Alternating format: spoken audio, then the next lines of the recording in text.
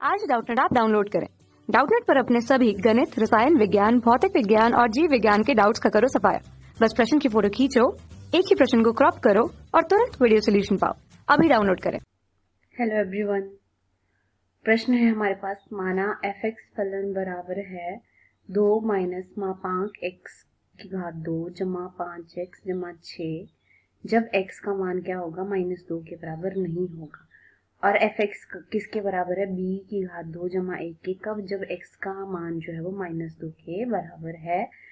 और यदि f(x) पर x बराबर है -2 सापेक्षिक अधिकतम है तो b के परिसर क्या होंगे? ठीक है, तो आइए देखते हैं b के परिसर क्या होते हैं।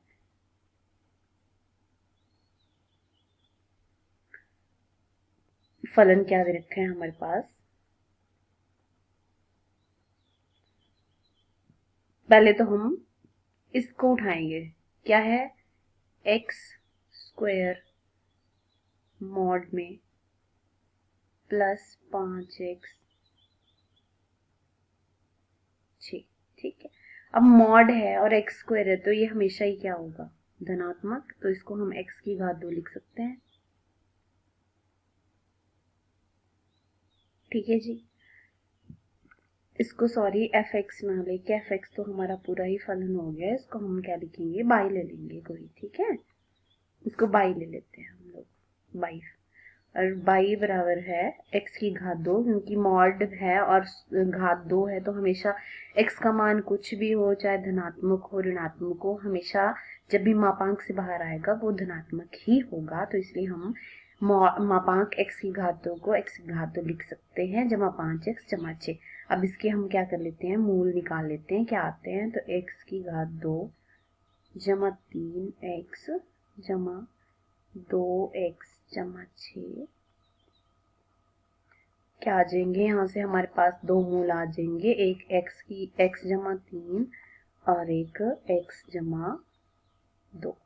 ठीक है, तो यहाँ से अगर दोनों जो मूल हैं उनको हम 0 से बराबर लिख दें तो x के मान जो है वो हमारे पास 2 मान आ जाएंगे। ठीक है,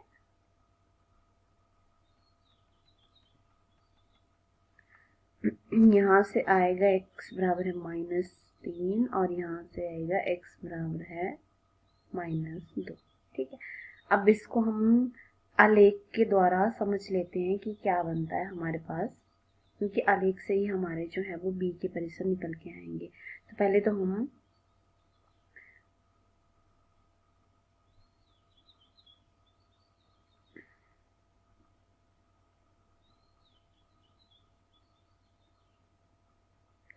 x, अब -2 और -3 तो कहाँ होगा? इधर कहीं, क्योंकि ठीक है, तो इसका जो आलेख बनेगा वो कैसा बनेगा? इस तरह का इसका परवलय बनेगा। जब भी आप ग्राफ बनाओगे किसके लिए? x बराबर है -3 और x बराबर है -2 के लिए। ठीक है जी, लेकिन अब ये क्या दे रखा है? ये जो है वो ऊपर अगर आप अपना प्रश्न देखो तो प्रश्न में क्या दे रखा है? देखिए, प्रश्न में ये जो दे रखा है ये समीकरण है, दे रखा है किसमें? ये मॉड में, मापांक में है। क्या मतलब हुआ इसका? कि इसके मान हमेशा ही क्या होंगे? इसके मान हमेशा ही कैसे रहेंगे? धनात्मक रहेंगे। क्योंकि ये क्या है? मॉड में है, मतलब मापांक में है। तो ठीक है, तो इसलिए इसका जो फिर अब यहाँ से एक और स्थिति बन गई कि इसका जो भी हम आलेख बनाएंगे वो क्या रहेगा? हमेशा ही धनात्मक एक्सिस पे रहेगा। तो मतलब अगर हम इसका आलेख बनाएं तो ये कैसा बनेगा? फिर दूसरी कंडीशन से ये हमेशा ही इस फॉर्म में बनेगा। क्यों? क्योंकि जो ये समीकरण दे रखा है हमारा, ये क्या है? मापांक में दे रखा। मापांक में हमेशा जो भी मान निकल के आता है वो कैसा रहता है? धनात्मक। तो इसलिए इसका जो आलेख बनेगा ये कहाँ बनेगा? ऊपर पॉजिटिव एक्सिस में ही बनेगा। ठीक है, इसके मान नीचे नहीं जाएंगे। अब नेक्स्ट देख लेते हैं कि क्या है। अब आगे इसमें क्या दे रखा है कि अब दूसरी, इससे अगली कंडीशन की क्या? मॉड वैल्यू जब खुली तो मतलब मापांक जब ओपन हुआ तो इसके साथ क्या लगा हुआ है, ऋणात्मक जो चिन्ह लगा हुआ है। तो इसका क्या मतलब हुआ, अब इससे आगे जो तीसरी स्थिति बनेगी हमारी आलेख बनाने के लिए वो क्या हो जाएगी कि अब क्या हो गया, ये ऋणात्मक बन गया, तो इसका जो आलेख बनेगा वो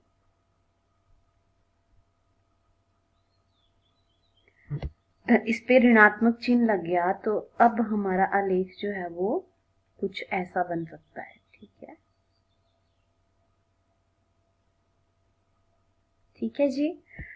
तो अब ये 3 केस हो गए। अभी एक चौथा फाइनल केस है कि अब इसमें से क्या कर रखा है, 2 माइनस भी कर रखा है, 2 माइनस और मापांक में आपका समीकरण है, तो अब 2 से 2 जोड़ रखा है, तो 2 जोड़ दिया, तो इसका क्या मतलब हुआ कि इसका जो भी कुछ मान आएगा, अब इसमें जो अंतिम आलेख बना लेते हैं हम लोग।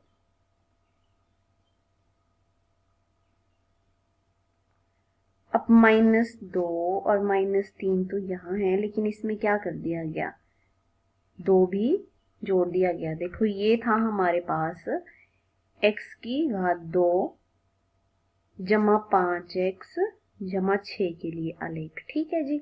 फिर ये आया हमारे पास किसके लिए, मापांक x की घात 2 जमा 5x जमा 6 के लिए।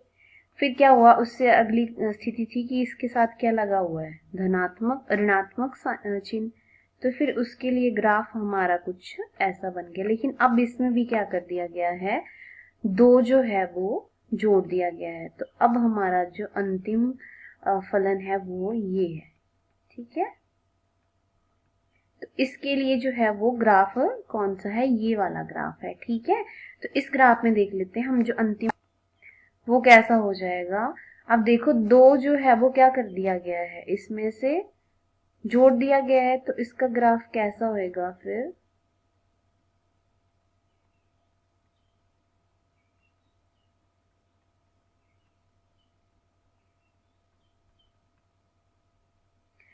ग्राफ जो है वो सॉरी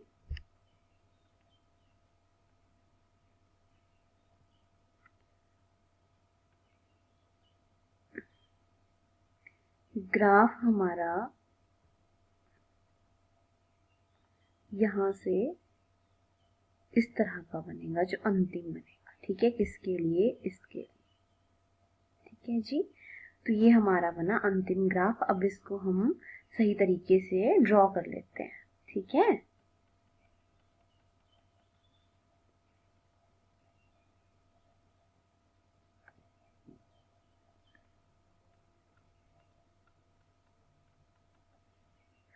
तो आइए इसको सही से ड्रॉ कर ले। तो ये बन गया हमारा अंतिम जो ग्राफ बनेगा वो इस तरह का कुछ है। ठीक है जी, तो अब यहाँ पे क्या होगा कि देखो जब भी x के मान -2 और -3 है और उसको 2 से क्या किया हुआ है, 2 उसमें जोड़ दिया गया, तो ये हमारा फाइनल ग्राफ बनेगा। अब देख लेते हैं कि हमें बोला क्या है, हमें b के परिसर ज्ञात करने हैं। तो अब हमारा फलन क्या दे रखा है, f(x) बराबर है b की घात 2 जमा 1। ठीक है, अब यहाँ पे देख लेते हैं, और x उस वक्त क्या है, x उस वक्त है -2 के बराबर। ठीक है, तो यहाँ देख लेते हैं f -2 पे b की घात 2 जमा इस फलन का क्या मान बनता है। तो f बराबर है -2 पे, देखो जो f -2 है तो b का मान क्या रहेगा, 2 या उससे बड़ा। ठीक है, तो हम लिख सकते हैं कि b की घात 2 जमा 1 या तो बड़ा या 2 से बराबर। ठीक है, तो यहाँ से b की घात 2 का मान क्या हो जाएगा, 2 माइनस 1, और ये क्या बन जाएगा, b की घात 2 1 से बड़ा। अब b की घात 2 1 से बड़ा या बराबर कब होगा, जब मापांक b का मान जो है वो 1 से बड़ा होगा, तभी जो है वो b की घात 2 का मान जो है वो b की घात 2 का मान 1 से बड़ा होगा, जब इसके मापांक का मान 1 से बड़ा होगा। तो यही है आपका उत्तर। और ये कौन सा विकल्प हो गया आपका, ये देखो ये है आपका उत्तर। और ये कौन सा विकल्प है आपका, देख लेते हैं कौन सा विकल्प सही हुआ।